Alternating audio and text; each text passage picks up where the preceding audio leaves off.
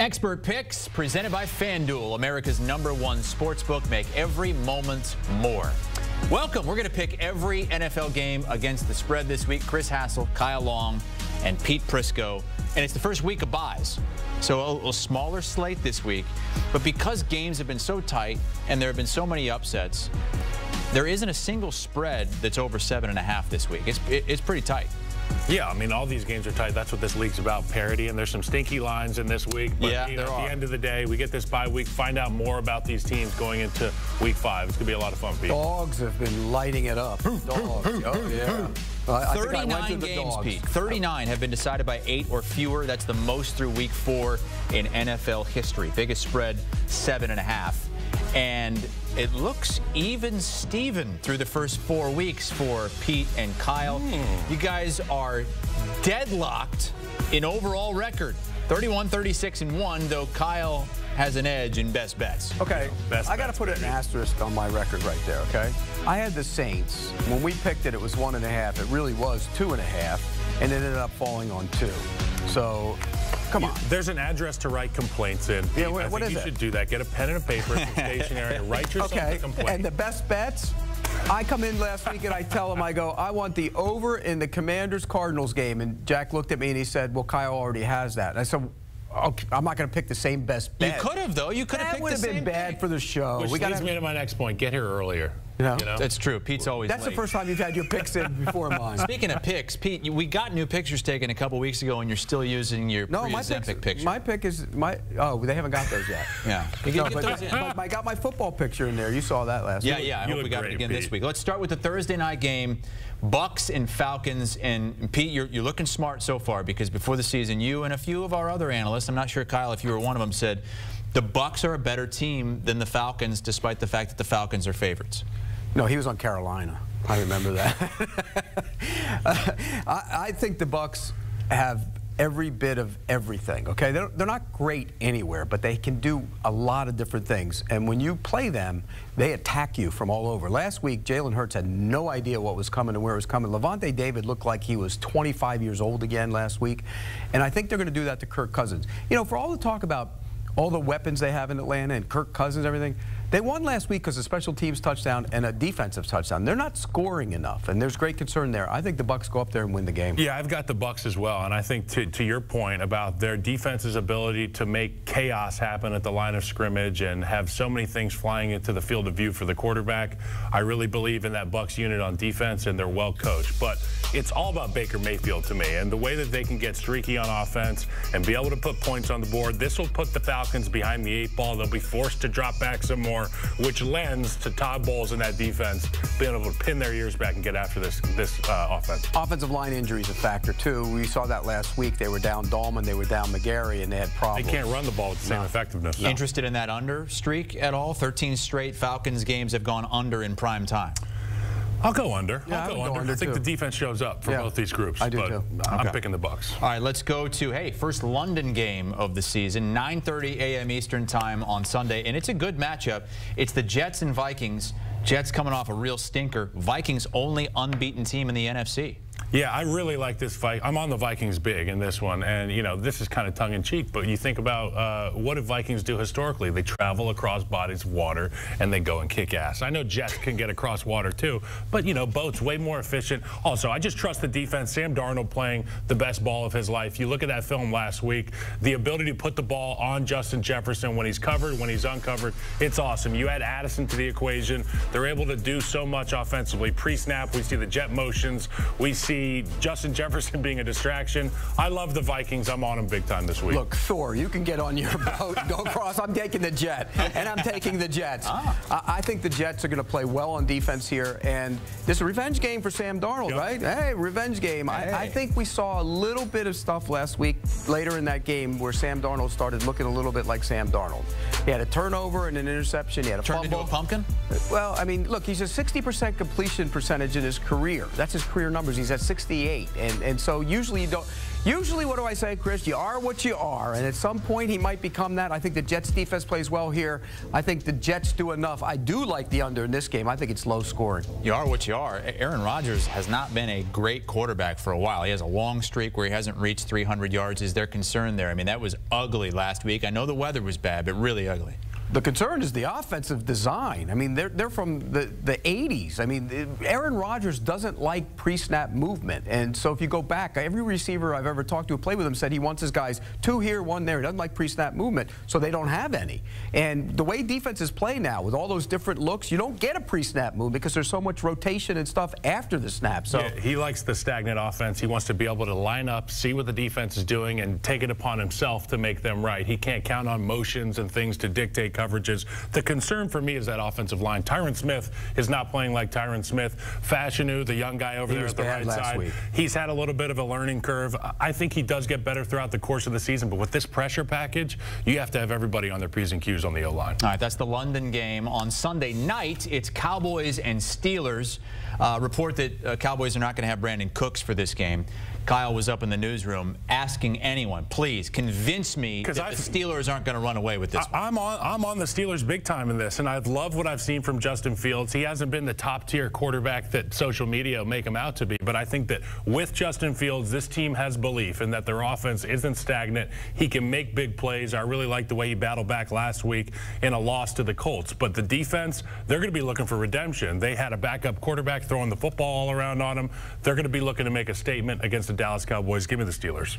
Cooks hasn't been around for the whole season. He hasn't done anything. I mean, he's been a major disappointment. I think maybe get Turpin into the game and let him do some things with his speed. The Steelers weren't as good on defense last week. Yep. That was a concern. They really struggled on 3rd down, and you know, they hit some shots down the field against them. Flacco actually played well. I think the Cowboys win this game. I think they go in, throw it around a little bit. CeeDee Lamb will have a big day. I like the Cowboys to go in there and win the game. I know it's back-to-back road games, and usually I go against that. But this is different. They played on a Thursday night. There's a lot of time. What about the injury concerns on defense? They're worrisome, but they haven't been good on defense anyway. Those are some big spots to have injuries against a guy like Justin Fields, who can not only throw the football a little bit, and you have to sack him, but also the ability to run. You need those guys on defense. Lawrence, you can get around. Parsons, if he's not there, that's a big one.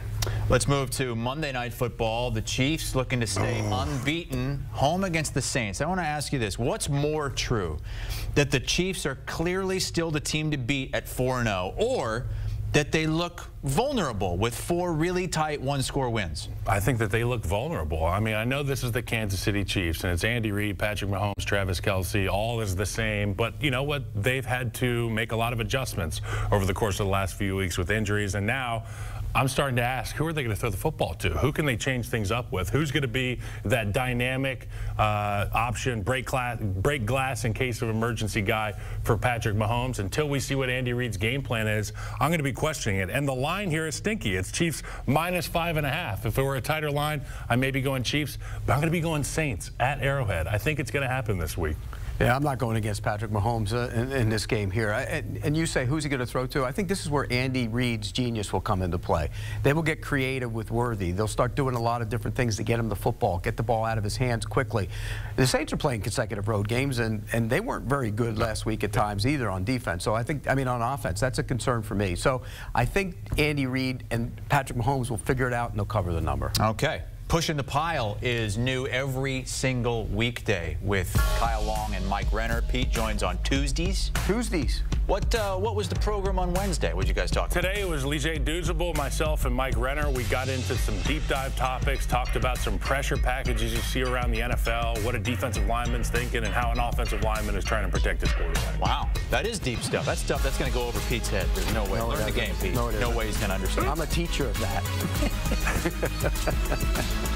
Up next, the games on CBS this Sunday, including a matchup between a couple teams that dug themselves early holes. Lamar Jackson and the Ravens seem to have climbed out. What about the Bengals? Continuing our NFL expert picks presented by FanDuel, and here is the CBS there it is. slate this week. 3 early games, including a couple of real sexy early games there. Ravens-Bengals, Bills-Texans. Oh, yeah. And Pete's Jags trying to get their first win of the season. Late slate, Packers-Rams, Giants, Seahawks. Let's start in the AFC North. It's the Ravens, slight favorite in Cincinnati. This is the highest total of the week at 50.5, Pete. Yeah, and this one's going to get loose. So it'll be 6-3 in the third quarter. Because I haven't come close to my over-unders picks on here, by the way. But I just think when you look at the Ravens up until the Bills game had given up a ton of big plays in the passing game. And with Higgins back, the Bengals can hit those big plays down the field. And I think on the other side, the Bengals defense has been bad. I mean, even Andy Dalton moved the football on them last week. So I think there's going to be a lot of points here. But I think the Bengals are going to find a way to win this game. I think that desperation matters in the NFL. And they're the more desperate team. They're at home. The Ravens put a lot into that Bills game. Having said all that, if Derrick Henry gets that big body going, it's going to be a lot of trouble for the Bengals. This game will tell me a lot about the Ravens because they got so up for that Bills game emotionally. You know how hard it is to string these games together where you're Even the Cowboys, the game before that, they had to go into Dallas. Right. Yeah, I mean, they have been on an emotional high the last few weeks. If they can string it together and play a really physical brand of football and make this game tough for Joe Burrow to get the ball out to his two guys, then I could see it being close. The only concern is if they don't stop Joe Burrow early and it becomes a track meet, I'm not sure if this Ravens team is built on the offensive line to stand back there and protect the passer 20, 25 times. I do like their retooled offensive line, moving McCarry to left guard and getting the rookie at right tackle. They look a lot better on the offensive line. But I'm going to pick the Ravens. What I've seen from Lamar Jackson, what I've seen from Derrick Henry, complemented by this defense, it leads me to believe they're the better football team. What's that rookie's name again? Rosengartner, Rosenblum, Rowan. It's like become a bit now. Rosengartner? It's like the rookie of the year guy. Rosengarten. Yeah, you got it. By the way, it's early, but Rowan Gardner! the Ravens, Lamar Jackson and Derrick Henry duo on pace for the most yards by a tandem, rushing yards in NFL history. Let's go to the other CBS game that's going to draw a lot of attention here in that early window. The Bills at the Texans. Buffalo, slight 1.5-point road favorite. The Stephon Diggs revenge game, Pete. What's the second one for him this year? Because he had one against the Vikings earlier in the year. This one's bigger. This one is big, and I said it all offseason. It's addition by subtraction for the Bills, and that'll show up here. It hadn't showed up. It didn't show up against the Ravens because they had a stupid trick play call, which ruined the entire possible chance of them winning. But I think they play well here. I thought they got ambushed the other night a little bit. They played the short week, went out on the road, and played a good Ravens team, got ambushed. Before they looked up, they were behind big. They'll play better here. Well, I saw something from the Texans last week I did not like at all, which was their offensive line had all kinds of issues against Jacksonville. The left guard was terrible. He was actually benched. I don't know if he's going to start again this week, but they pressured a bunch. And no Von Miller hurts, but I think Russo can be a factor here. I'll take Josh Allen to win the game over C.J. Stroud and outduel him. Yeah, part of me wants to say I'm picking the Bills easily, but then the other side of me is the Houston Texans are getting a little bit more healthy. They had Cam Akers out there at running back. We're waiting for Dameon Pierce, Joe Mixon to get back in this lineup. It makes them so much more dynamic. And I just love that connection between C.J. Stroud and Nico Collins. It doesn't matter what defense you're playing against, what the matchup is at corner, who the safety is. Nico Collins is a physically dominant player, and he is always open. And C.J. Stroud knows that. They have that level of comfort with one another. Also, if Mixon's back, I really feel like it spells they get to control, dictate terms of this football game. But I don't think their offensive line is good enough to control the football game. You know, we talk about matchups in this league. The Ravens had a bad matchup for the Bills because they're such a power team with Henry. That's not who the Texans are. So the Bills, I think, can match up better with them, and I think they will match up. Those two corners are good players. Benford and Rasul Douglas are both. They got to get a lot out of their edge rushers for Houston this week to get after Josh Allen. Yeah, they didn't get any pressures last week against Jacksonville, which was surprising. And again, no Von Miller for the Buffalo Bills, at least for the foreseeable I am picking the Texans, though. Picking the Texans and Bills picking. I'm sorry, I called you Bill. I could call you Bill because you're such a big Bill fan. I'm not a fan. Pete is picking the Bills. Let's go to Pete's other big-time team. Although not so big time this season. The Jags, only winless team in the NFL, at home against the Colts as a 2.5-point favorite. Pete, I know you love this one this week. I do. Look, history says so.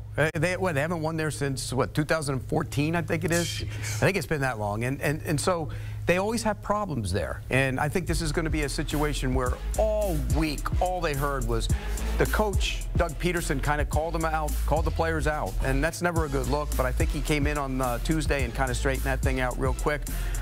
Trevor Lawrence will be better. The Colts are good, but not really good. You know what I mean? They play some good games, but they're not consistently good, and I think that'll show up. Who plays quarterback for the Colts? They seem better with Flacco. And from people I talked to in Jacksonville, they'd rather see Richardson in the lineup. So it'll be interesting to see how that plays out. But I still think Jacksonville, desperation, and they can go on a little run here. They have, as strange as it sounds, they win this game. They have two winnable games in London. So I think they can go on a little bit of a run to get to 3-4. But I think they start here by beating the Colts. Yeah, I'm also on the Jags this week. I'm not quite sure why exactly, and I will agree with you that Joe Flacco was better for that offense. And I give a tremendous amount of credit to the offensive line for the Indianapolis Colts. When you've got Anthony Richardson, you're going to be asked to run the football out, whether it's design quarterback runs or handing it off to your running backs. The offensive line adjusted at the drop of a hat. Now we're in protection mode. Now Joe Flacco's going to throw the football. So the Colts offensive line showed me a lot. But for the Jaguars, I just think Trevor Lawrence is too talented. This team has too many good players for them to go lay another egg. You're at home, and to your point, you can start getting on a hot streak here. Give me the Jaguars. This has to be the week. Yeah, after this, by the way, if they lose, yeah, they got two games. Bears and Patriots in London, and then they're back home again, in Jacksonville against the Packers. So they don't have a real road game until November. Yeah, they have a chance to get right, but if they lose this game, they should start scouting. Guys are going to start playing for their jobs. When they start asking about your head coach being in the building, you start to take personal inventory, and that's when you start to right the ship as a player. And if more guys do that, we could be looking at a Jags team making a run. Or you go the other way and you fold up and go home and start booking those trips. Start thinking about the Abacos. Yeah, right. On a beach somewhere. Let's go to a game that has a very low total and probably some low interest. This is not a CBS game. Dolphins-Patriots, both teams are 1-3. Yeah, I just think I'm going to go with the vibe check here. And I think if there's a team that I think is tougher, it's the New England Patriots. These people have been hearing it all offseason about how lack of talent their roster is. They won't even let their first-round pick play. Well, you know what? I accept the challenge. If I'm on that team, I want to say, let's show these guys how tough we are. And who do we want more than the Dolphins right now? A team reeling, trying to find their identity. People asking questions about their head coach, their offensive scheme, their quarterback situation. Let's go beat the Dolphins. I got the Patriots in this one. And it sounds like it'll be Huntley again at quarterback. Well, I mean, they didn't change a thing for their offense to cater it to him, which was really crazy to do. This guy was there for like 7 days, and they didn't tailor the offense to him. They put him in to his offense. You can't do that. All those pre-snap motions and everything. How many penalties? How many penalties did they have? They had a ton of penalties. What should they do if they go to him again this week? Tailor it to him. Do a lot of bootlegs and get him out of the pocket. Run that guy. Run that defense to death. Let him run a wildcat. Yeah, maybe. I mean, you can't run to his offense with him there. There's questions about the Dolphins. Are they tough enough? Yep. I said it all preseason. That was something that around the league. And look, at some point, if your quarterback's not there, you can't get bullied and run on the way they did last week. So I'm with you. I like the Patriots here. If I'm the Patriots, this is my perfect opportunity to start Drake May. I don't know why they're not. Get on with it. This is a great chance. Put him in there, let him play, win a game, and move on. Another agreement for the guys both on the New England Patriots. Let's go to a line that Pete says is really fishy. Yeah, I got the hook in my mouth. It's the Commanders only favored by 3 at home against the Browns. You know that place, it's going to be lit because it's really the first home game they've had since Jaden Daniels has really just gone off. Yeah, I mean, what's not to love about the Commanders here? And I know Pete's going to have some sharp information for No, I have nothing. I've heard that. The Browns are going to be the guys you're in on. But I got to go with the Commanders until you prove to me that you can stop this offense, until you prove to me that you can make Jaden Daniels look like everybody else and make him look human. I'm going to be on the Commanders. And the Browns, it's not like they've done anything in recent history to provide me with any rock to stand on, firm footing to stand on, and vouch for them. I'm going to go Commanders -3. This kid's unbelievable. He really is. He's special. He will be one of the great quarterbacks in this league. But this line looks fishy, doesn't it? It looks, I mean, come on. I thought so, too. Yeah. It should be maybe 5.5, 6. Yeah. And the Browns are playing consecutive road games. The Browns are coming off a loss to the crappy Raiders. The Browns, when you look at them, their offensive line is terrible. They're banged up across the offensive line. There's nothing here that tells me to take the Browns, and yet the number looks fishy. But I'm going to go the other way. Call me the big guppy or whatever you want to call me, because I'm biting. I'm biting. This is really the only thing that tells you to take the Browns is what they've done following a loss the last 10 games. 8-2 overall, 8-2 against the spread. Let's move to Panthers and Bears. Chicago at home with a chance to get over 500. Caleb Williams starting to take some steps, Kyle. Yeah, it's Caleb Williams, and it's the offense. It's Shane Waldron enabling his team to develop an identity. And 2 weeks ago, they ran the speed option on 4th and 1 at the goal line, and everybody ripped their hair out. I did so much that I have no hair left. But then you get down to the goal line last week, they put their 6-man offensive line backup center in there at fullback, and they pound the rock. I love this. Running the football takes the pressure off of Caleb Williams, and now we can look back to last week's performance, albeit not gaudy numbers, a win, a National Football League win with a quarterback who did what he was supposed to do. Hit the checkdowns instead of throwing it downfield and giving the other team extra possessions. I love the defense. Give me the Bears at home. They're 2-0 at home right now. And they were better on the offensive line the other day, which they had been bad on the offensive line. That's why they were able to run the ball. Swift actually did something. People were calling him one of the biggest busts in the league up until last week. He did something. He still runs the darkness, Pete. Right, I know. Take the pressure off of the quarterback. They did that. I think they'll find a way. They'll win this game. A lot of agreement from you guys. It's what, 3 straight agreements for Pete God forbid. and Kyle. And I mean, yeah, well, I guess it goes to show. Consider our record even. That means it's going the other way. Yeah, could be. NFL on CBS gets going at 1 p.m. Eastern time with 3 games: Bills-Texans, Ravens-Bengals, and the Jags looking to get their first win against the Colts. We're going to pick that afternoon slate on the other side. And one of those afternoon games on CBS features Jordan Love coming off a 3-interception performance in his return, a loss to the Vikings, now taking on Matthew Stafford and the Rams. We'll pick it next. Expert picks presented by FanDuel, and here we go with the late slate on Sunday. 4:05 Eastern games. 49ers hosting the Cardinals. Broncos hosting the Raiders. Winner of that game is going to be over 500. And then on CBS, Packers at Rams or Seahawks hosting the Giants. Let's start with that Packers game with Kyle Long and Pete Prisco. Jordan Love returned last week, threw 4 touchdowns, but also 3 interceptions. What do you see as he goes in to face a banged-up Rams team? I'm not panicked at all about Jordan Love. And what I saw last week was a better team get out to a fast start and them have to throw the football all over the yard in the second half. He didn't look too confident in that knee in the beginning of the game. I'm not saying he looked hurt, but he didn't look to be too confident in it. By the end of the game, Jordan Love looked to be himself. I have no concerns about this Packers team. I think they mopped the floor at home with this Rams team. Unfortunately, I saw that they didn't have enough, the LA Rams, to beat the Bears last week. I got to watch them closely. So for the Packers, business as usual. Go get a win at Lambeau, man. No, it's on the road. Oh, it's in LA. Yeah. Well, in that case, go get a win in Los Angeles. Yeah, it'll sound like Lambeau. You know, it will sound I love all the weapons that Jordan Love has on the outside. It's just a lot of fun to watch when that offense is clicking. If he's healthy, that offense will be clicking. You don't want to change your pick now? No, that you know? not at all. I'm with you. I'm with you on this one. I thought we saw him go through the day and start looking like himself. Yep. And I think he'll continue to play. The Rams give up the most big plays in the league. They give up a ton of big plays. They're banged up in the defensive side of the ball. I think they have success there. No Alexander last week was bad for the Packers. It showed up. But the Rams don't have any weapons. Their weapons are all banged up. So I think when you look at this game, I think Jordan Love will play well. I like the Packers. Just don't overthink it. Yeah. Right. This is the Packers. This is the Packers win. If you don't get that game on CBS, you'll get another game out on the West Coast. Seahawks at home against the Giants. Seahawks coming off their first loss of the season. Really the first test that they had. They went blow for blow with the Lions, but gave up way too many points. I consider it a win for that team, going on the road, playing against that Lions team. Moral victory guy over here. I'm a moral victory guy. I'm a moral victory guy. You take your team on the road. Then I'm counting my best bet last week. You get into a track meet with a team like Detroit. Detroit was hitting on all cylinders, but this is about the Seahawks. The Seahawks looked awesome on offense. Geno Smith looks to be comfortable. Obviously, DK Metcalf is a nightmare matchup all the time. I thought Kenneth Walker looked to be an elite football player last week. Bring that thing out there, roll it out at home against the Giants, and I give Giants credit, but there's going to be no Malik Neighbors, I would assume, coming out of the concussion protocol. I'm not sure. Haven't checked up on Malik. I recommend you do that, but I'm going to be picking the Seahawks in this one. I think normally if the Giants were going out there on a short trip, yeah, but they've been rested, so that's not going to be much of an impact. I didn't like what I saw from Seattle's defense. They are so decimated by injuries. Yeah. So I even think the Giants will be able to move the football. I think this game's going to get a little high scoring as well. I think even without if they don't have neighbors, you still think they're going to do it? I think they'll find a way to move the ball.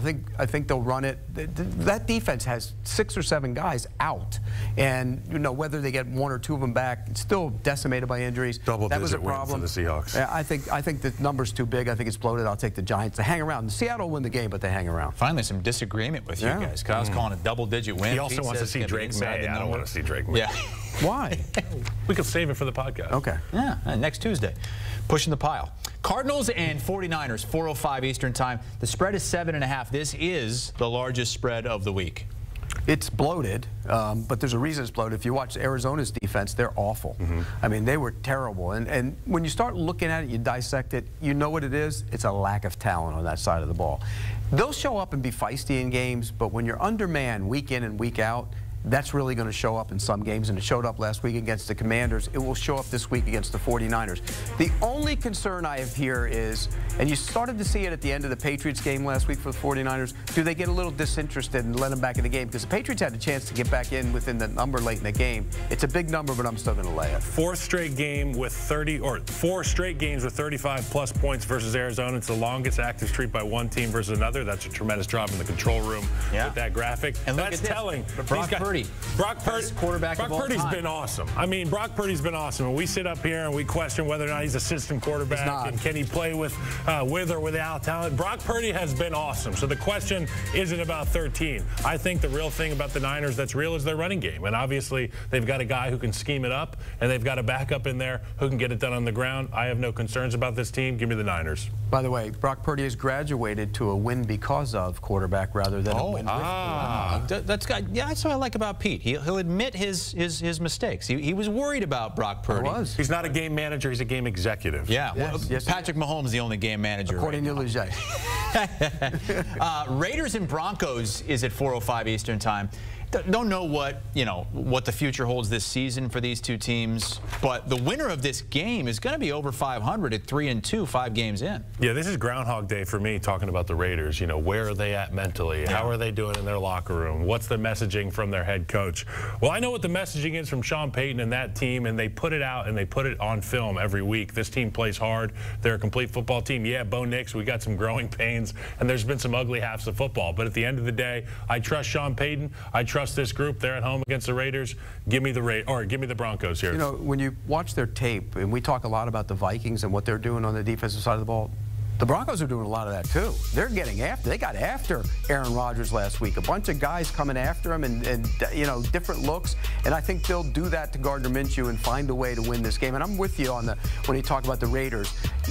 Devontae Adams, the post was getting liked. He's not traded before the game. He's not playing. But the post was getting liked by the Antonio Pierce. It's just a weird situation. So I think they're going to have a tough time winning at Denver this week. It's a sign of the times when your coach is getting in trouble for liking something on Instagram. It's amazing. And it's not like he's a 29-year-old coach either. He's not a kid. Let's move on to our best bets. Prisco's picks, we call them, even though he's not very good. Only giving one pick, and it's usually not very good. His best bet presented by FanDuel. Pete, come on, brother. 1-3. I'm sitting there. I'm in a good spot. Howdy, neighbor. Coasting behind Kyle. Kyle 3-1. Yeah, but I should have had that same one he had last week, so I'm going to put a little asterisk. Yeah, Pete, you and the producers, not good. So what do you got this week? What's your best bet of this week in the NFL? I'm going with history, baby. I'm going to Jacksonville. I'm not going to buck the trend. I'm going to take Jacksonville at home. I think they win the game and cover the number, and they get their season started to turn around a little bit. I got the Vikings for my best bet this week. And, you know, you get an opportunity to go showcase everybody in America has gotten to know the Vikings, and we've seen them play over the course of the last 4 weeks, and now they're atop the Prisco power rankings. Let's bring this thing international. Show those Brits. Let's show these guys. The European mind can't comprehend complimentary football the way the Vikings are playing it. Give me the Vikings best bet. Thor Long. Thor. I'm getting hooked just like Pete was earlier with the Commanders. It does look fishy that they're only favored by 3 at home against the Browns, but I'm just going to take it. I'm going to take it. That place is going to be I think that building is going to be as fired up as it's been in maybe a decade. New for life. This game. And the way that quarterback is playing, I love the Commanders. What's the best fish in Iowa? What do they fish for in Iowa? I don't know. Catfish in the Mississippi River. You're our catfish. You stick your fist down in the bottom of the Mississippi River, and the catfish bites on you, pull it out. Noodling. Yeah. Just rip its head off like Bear Grylls. You're our catfish. You just got hooked. I got You have a problem. Jacqueline phoned in a pick, although she's not here. She's going with the Bucks plus 1.5 at Atlanta, and you guys were both on that, weren't you? Yeah. I like that play too. Bucks plus 1.5 against Atlanta, and the producers. What's that? Minus 7.5. They're going with the biggest spread of the week. Minus 7.5. 49ers over the Cardinals. I like that. Yeah, I do too.